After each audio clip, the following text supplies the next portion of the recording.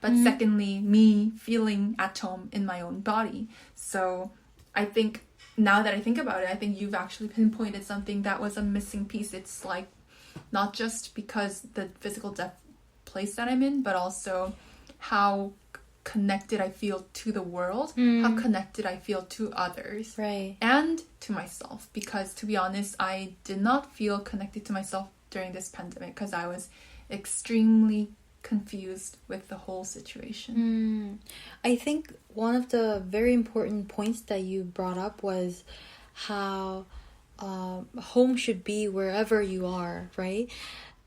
For me, because I had this traditional notion of home, I really associated home with the physical environments of my surroundings. And for instance, like the city Seoul or New York City or Abu Dhabi would be my home, sort of like that.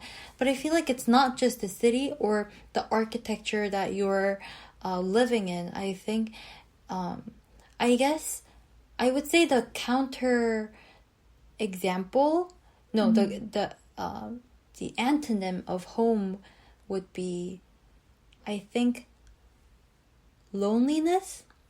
I think if you don't feel lonely and you feel like you belong here, then you feel home. And I mean, you're right. Like, I brought up that point that COVID could have affected your social life. But ultimately, I think COVID really,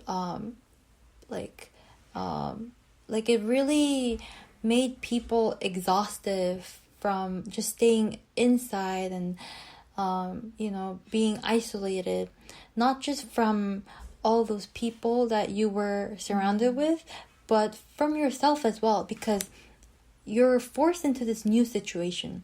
So you have to encounter your, like, another version of yourself. And I think a lot of the times loneliness comes not because you don't have any friends or you don't feel like you have important connections, but when you're not in tune with yourself, as you just said.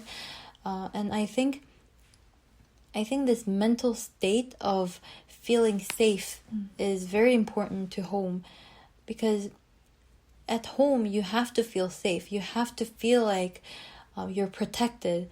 But even if the physical environments are all like guarding you to be safe, if your mental state is not well, and if you're constantly attacking yourself, or you feel like you don't understand your inner self, then I think you also feel like you don't belong. And I think this is also very a psychological notion, and I think it's also important to really note this. The antonym of home is loneliness. That was really poignant.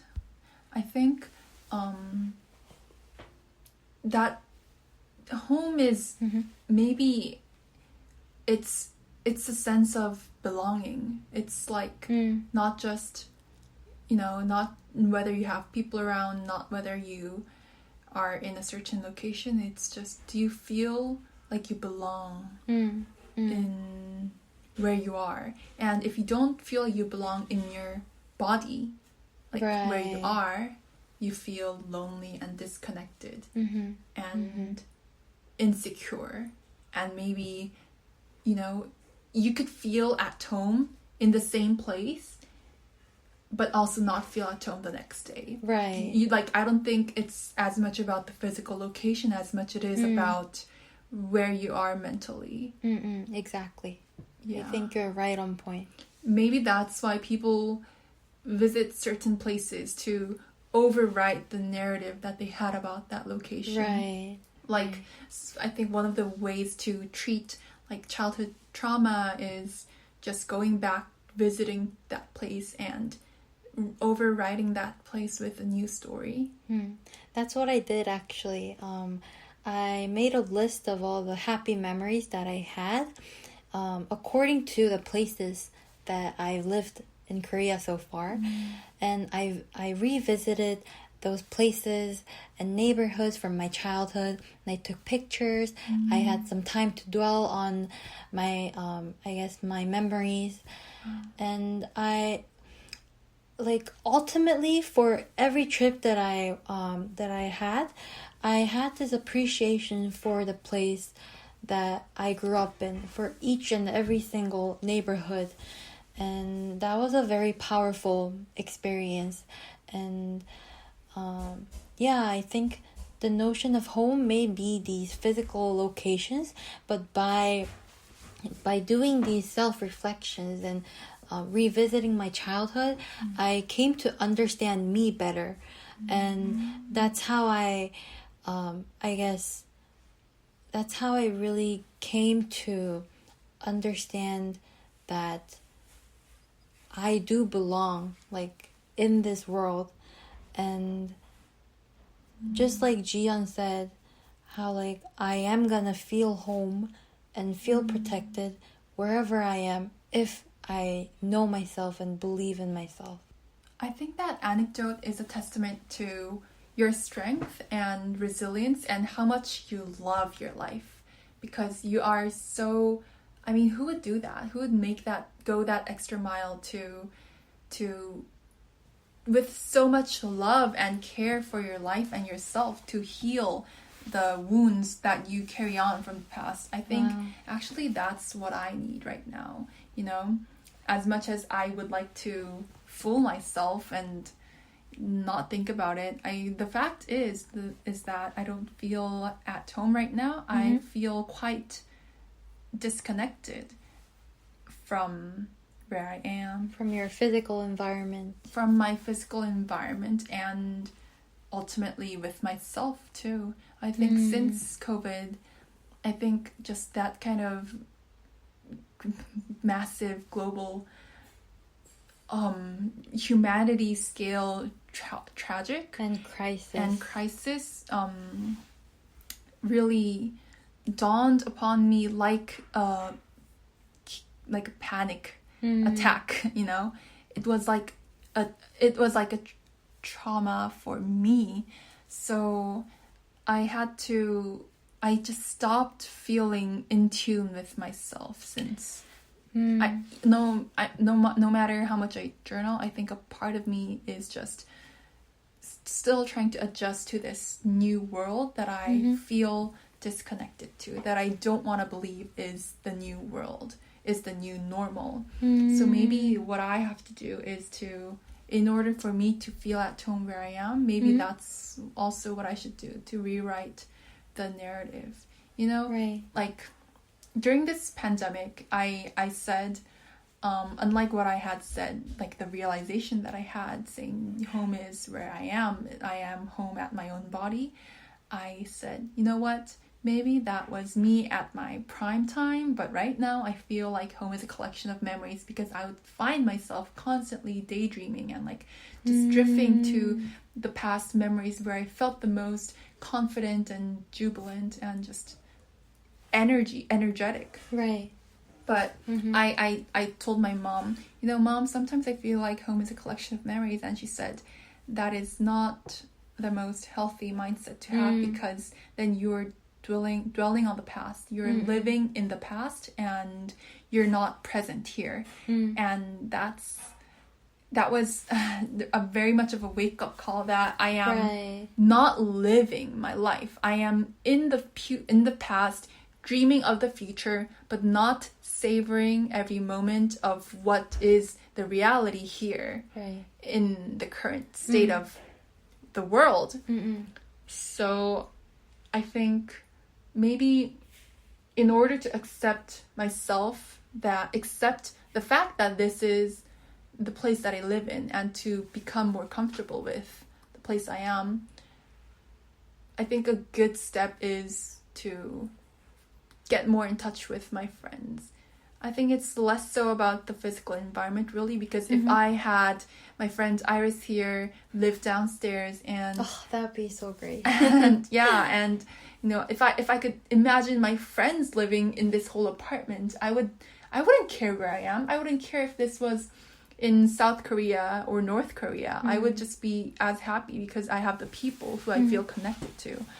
I think what I could do now is to, in order to feel more at home, is to rekindle the sense of connection that I have with the people around me. Maybe. Yeah. Right. I think that's so important. And ultimately with myself. And just don't think about how bored I feel in this neighborhood, how it's the same old mundane place, but try to find the beauty in it, the unseen things. Maybe go through a different path that I haven't walked through, or just cultivate new thought patterns. Find new things that you could appreciate, new small things. Yeah, maybe I think that's a good homework for me. I think it's also important how you said, and those wise words of your mother, how it's so important to be in the past and live in the present and be present in this moment. I think I didn't really have that energy, and that's why I was so dwelling on my past. But as I just said, once you finish your own story and your own narrative of your past, and now you're content, I think you can really move on and really be in the present. So I guess my notion of home is also becoming more and more similar as Jiyeon's, which is a more progressive notion, which really focuses on the present. It is important to have nostalgia, because those memories are gonna be, I guess, the staple, and those whenever you feel sad or you feel like you're frustrated, those nostalgia is gonna help you, but you can't let it be in the way of your future tracks and savoring the present moment, as you said. That's a really good reminder. I wouldn't let myself look at baby photo albums sometimes, because I didn't want to dwell in the past. I would not look back at old photos or talk about the past, how we were. So we had a totally different approach. Yeah, because I wanted to only look forward. That was where I was. But now I'm constantly in the past and also in the future, and not here in the present. New action. Yeah. New plan is to be here and feel and see and smell and taste and touch my friend Iris. That touch was just a slap. Yeah, just slap, a pat. slap in the hand. So nothing. Please, no. Nothing weird. No misunderstanding, please. Okay. I think the important conclusion that we reached today is that home should be wherever you are, as long as you live in the present and you appreciate every single moment that you have, wherever you are, whatever the physical environment is. So thank you so much for today. It was a lovely conversation that I was so lucky to have with my friend Gia. And with my friend Iris. Aww. You were listening to Lost Stars. Lost Stars. We are Lost Stars. We're not gonna sing like this every single episode, so you're gonna miss this. Bye. Bye.